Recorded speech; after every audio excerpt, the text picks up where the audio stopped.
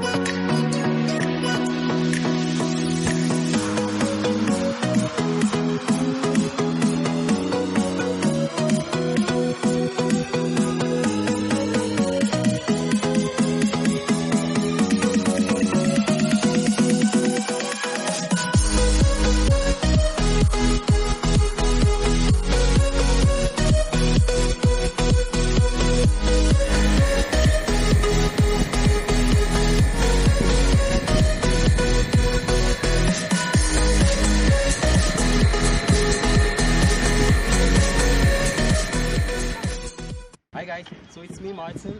Today I want to Maiden my Piper Tri-Pacer PA-22 here, but it's very windy, and so I decided to fly my Bengal Furious to ease my tension. I've been nervous to Maiden this thing. I would have Maidened it a long time ago, but I was waiting, trying to kill my anxiety. So I flew this first. It was so windy, and the wheel came up. One of the wheel fans came up on the wing during the landing. I was coming in, but the wind was too much and it was tossing the plane around, and that was really hard, and the wheel came up. So I don't want this to deter me. I'm still going to fly this one because I feel you can't no glory without guts. Someone told me that, so I'm just gonna do that now.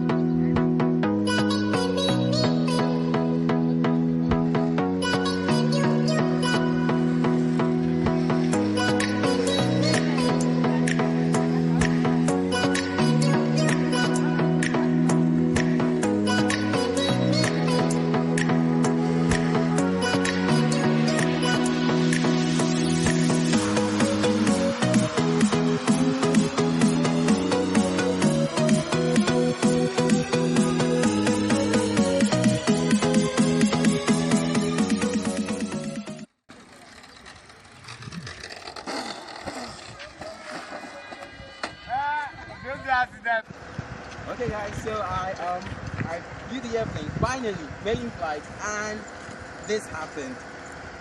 So what happened with the airplane was, I landed at the Cowling Mount.